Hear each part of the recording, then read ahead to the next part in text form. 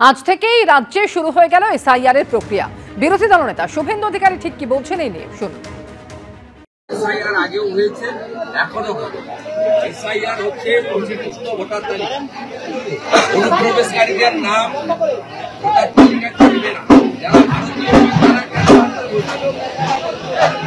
এই তালিকায় কোনো ভারতীয়দের চিন্তা নেই। বাংলাদেশ থেকে আসা হিন্দু শরণার্থীদেরও কোনো চিন্তা নেই। বিহার, ইউপি, ঝাড়খণ্ডের ভারতীয় লোকেদেরও কোনো চিন্তা নেই, কোথাও চিন্তা নেই।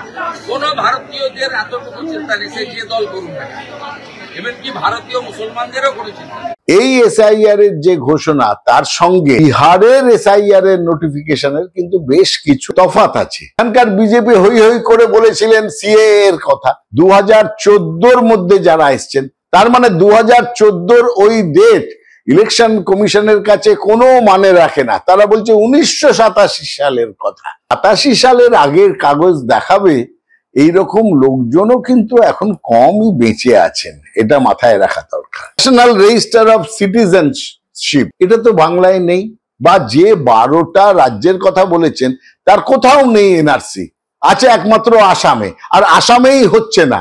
এটাও আমার মনে হচ্ছে ইলেকশন কমিশন মানে শুধু শুধু মানুষের মনে একটা বিভ্রান্তি ছড়ানোর জন্য এটা করেছেন। তদারকি এবং মনিটরিং যেভাবেই দেখুন না কেন তৃণমূল কংগ্রেস করবে, ত্রুটিহীন এবং কোনো বৈধ ভোটার যাতে বাদ না যান তার দিকে বিশেষভাবে নজর রাখবে আমাদের বুথ লেভেল এজেন্ট, এবং বুথ লেভেল এজেন্টের সঙ্গে থাকবেন আমাদের বুথ লেভেল কর্মীরা। আমরা এখানে প্রত্যেকটি ভোটারকে সাহায্য করার জন্য, প্রত্যেকটি ভোটারের নাম তোলার জন্য এবং প্রত্যেকটি ভোটারের পাশে দাঁড়ানোর জন্য আমাদের অর্গানাইজেশন বা সংগঠনের লোকরা থাকবেন। শুভেন্দু অধিকারী যখন এই কথা বলছেন, তখন কুণাল ঘোষ বলছেন যে মমতা বন্দ্যোপাধ্যায় প্রথম স্বচ্ছ ভোটার তালিকার জন্য লড়াই করেছিলেন। বৈধ ভোটারের নাম বাদ গেলে বা হেনস্থা করা হলে প্রতিবাদ হবে। এখন এসআইআর যেটা মুখ্য নির্বাচন কমিশনার পশ্চিমবঙ্গ নিয়ে ঘোষণা করলেন, আমাদের নেতৃত্ব খতিয়ে দেখছেন। 2, একজন জেনুইন ভোটার বা একজন জেনুইন নাগরিককে যদি বাদ দেওয়া হয় বা হয়রান করা হয়, তাহলে কিন্তু তার প্রতিবাদ হবে। তৃণমূল কংগ্রেস সাংগঠনিকভাবে কতটা প্রস্তুত, বিজেপি ভোটের রেজাল্টটা বেরোলে হাড়ে হাড়ে বুঝতে পারে। আজ থেকেই বাংলায় শুরু হচ্ছে এসআইআর, আর এসআইআর ঘোষণা হতেই আজকে সর্বদলীয় বৈঠক ডাকা হয়েছে সিইও দফতরে, যেখানে স্বীকৃত রাজনৈতিক দলের সঙ্গে কমিশনের এই বৈঠক হতে চলেছে। রুমা পাল এই মুহূর্তে টেলিফোনে রয়েছেন আমাদের সঙ্গে। রুমা, একদিকে আজ থেকেই রাজ্যে এসআইআর শুরু হয়ে গেল, আর তার মধ্যেই এই সর্বদল বৈঠক ডাকা হয়েছে। কি জানা যাচ্ছে, কখন ডাকা হয়েছে এই বৈঠক? দেখো, 4টের সময় এই সর্বদল বৈঠক আছে। মুখ্য নির্বাচনী আধিকারিক মনোজ কুমার আগরওয়াল এই বৈঠক করবেন।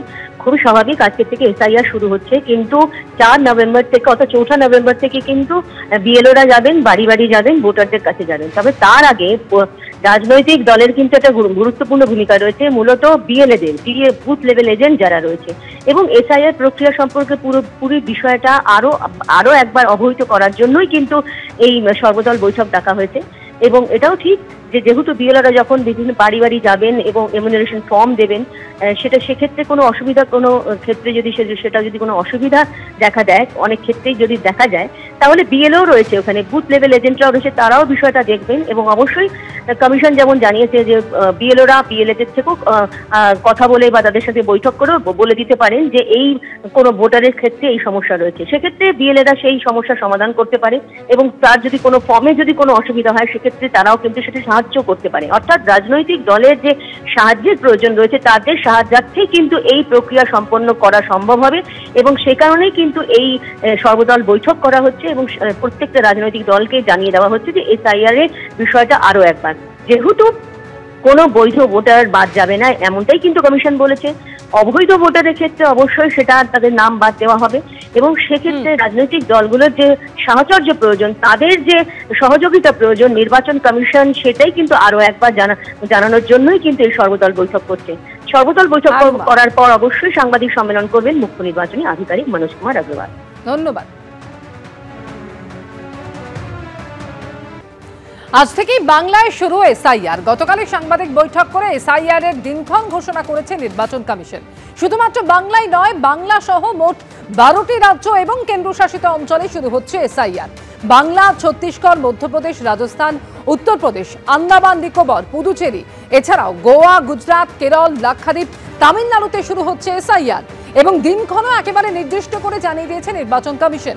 4 নভেম্বর থেকে 4 ডিসেম্বর বাড়ি বাড়িতে এনুমারেশন ফর্ম দেওয়া হবে এবং 9 ডিসেম্বর হবে খসড়া ভোটার তালিকা প্রকাশ।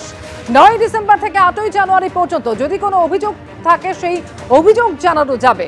এরপর অর্থাৎ 9 ডিসেম্বর থেকে 31 জানুয়ারির মধ্যে অভিযোগের ভিত্তিতে শুনানি হবে আর 7 ফেব্রুয়ারি চূড়ান্ত ভোটার তালিকা প্রকাশ করা হবে। 31 জানুয়ারির মধ্যে বাংলা সহ 12 রাজ্যে শেষ হবে এসআইআর এর এই গোটা প্রক্রিয়া। বাংলা, উত্তরপ্রদেশ, গুজরাট সহ 12টি রাজ্য এবং কেন্দ্রশাসিত অঞ্চল যেখানে আজ থেকেই চালু হয়ে গেল এসআইআর এর এই প্রক্রিয়া।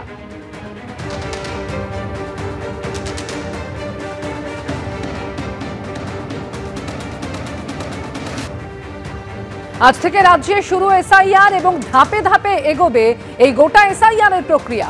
Booth level officer, electoral registration officer এবং অন্য আধিকারিকদের প্রশিক্ষণ হবে একেবারে প্রথমের ধাপে, আর তারপর আগের ভোটার তালিকার সঙ্গে তথ্য মিলিয়ে দেখা হবে। শেষে রাজনৈতিক দলগুলির সঙ্গে কথা বলে পুরো প্রক্রিয়া ব্যাখ্যা করা হবে। এরপরে এনুমারেশন পর্ব, সেখানে ফর্ম বিতরণ, সংগ্রহ এবং মিলিয়ে দেখার কাজ চলবে। এনুমারেশন ফর্মের কাজ মিটে গেলে খসড়া ভোটার তালিকা প্রকাশ করা হবে। যাদের নাম মেলেনি তাদের পাঠানো হবে নোটিশ। কারো কোনো আপত্তি থাকলে বা অভিযোগ থাকলে তার শুনানি হবে এবং সব ঠিকঠাক হলে চূড়ান্ত ভোটার তালিকা প্রকাশ করা হবে। দিনক্ষণও একেবারে নির্দিষ্ট করে দেওয়া হয়েছে। বাড়ি বাড়ি এনুমারেশন দেওয়ার পর্ব চলবে 4 নভেম্বর থেকে 4 ডিসেম্বর। খসড়া ভোটার তালিকা প্রকাশিত হবে 9 ডিসেম্বর। খসড়া তালিকা নিয়ে কোনো অভিযোগ থাকলে তা জানানো যাবে 9 ডিসেম্বর থেকে 2026-এর 8 জানুয়ারি অবধি। হিয়ারিং এবং ভেরিফিকেশন চলবে 9 ডিসেম্বর থেকে 2026-এর 21 জানুয়ারি পর্যন্ত এবং চূড়ান্ত ভোটার তালিকা প্রকাশিত হবে 2026 সালের 7 ফেব্রুয়ারি। কেউ এসআইআর প্রক্রিয়ায় অংশ না নিলে, যথাযথ নথি দিতে না পারলে একাধিক ভোটার তালিকায় কারোর নাম থাকলে তা বাদ যাবে। এসআইআর এর ক্ষেত্রে কার কি দায়িত্ব তাও একেবারে স্পষ্ট করে দেওয়া হয়েছে। বিএলওরা বাড়ি বাড়ি গিয়ে ফর্ম দেবেন এবং সংগ্রহ করবেন। ইআরওরা ভোটার তালিকা তৈরি থেকে শুরু করে ভোটারদের দাবি আপত্তি শুনবেন এবং তা খতিয়ে দেখবেন আর তারপর তালিকা প্রকাশ করবেন। ইআরওকে সাহায্য করবেন।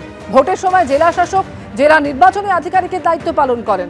ভোটার তালিকা নিয়ে ইআরও সিদ্ধান্তে আপত্তি থাকলে জেলা শাসকের কাছে তা জানানো যাবে আর তারপরও নাম বাদ যাওয়া নিয়ে যদি কারো কোনো আপত্তি থাকে, অর্থাৎ জেলার নির্বাচনী আধিকারিকের সিদ্ধান্তের বিরুদ্ধে মুখ্য নির্বাচনী আধিকারিকের কাছে সেই আপত্তির কথা জানানো যাবে।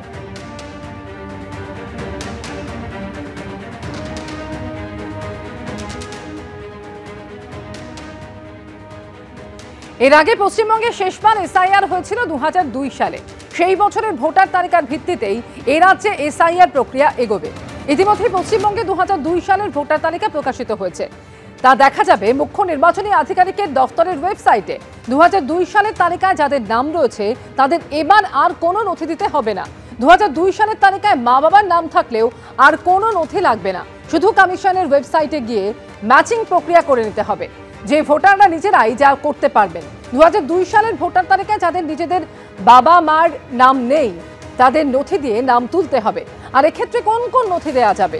কেন্দ্রীয় অথবা রাজ্য সরকারের কর্মী হিসেবে কাজ করেছেন অথবা পেনশন পান এমন পরিচয়পত্র।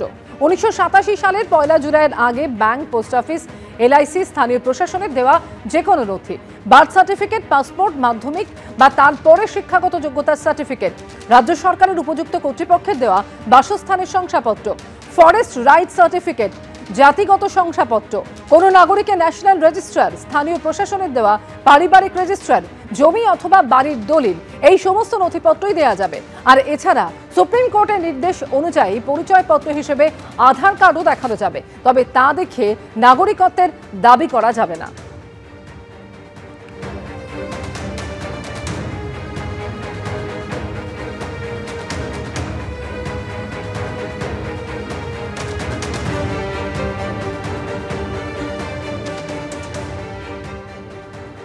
পশ্চিমবঙ্গ সহ 12টি রাজ্য এবং কেন্দ্রশাসিত অঞ্চলে চলবে ভোটার তালিকা বিশেষ সংশোধনের কাজ। গতকালই দিল্লিতে এই কথা ঘোষণা করেন মুখ্য নির্বাচন কমিশনার জ্ঞানেশ কুমার। রাজ্য সরকার নির্বাচন কমিশনের মতোই সম্পূর্ণ সাংবিধানিক দায়িত্ব পালন করবে। পশ্চিমবঙ্গের প্রসঙ্গে বললেন মুখ্য নির্বাচন কমিশনার।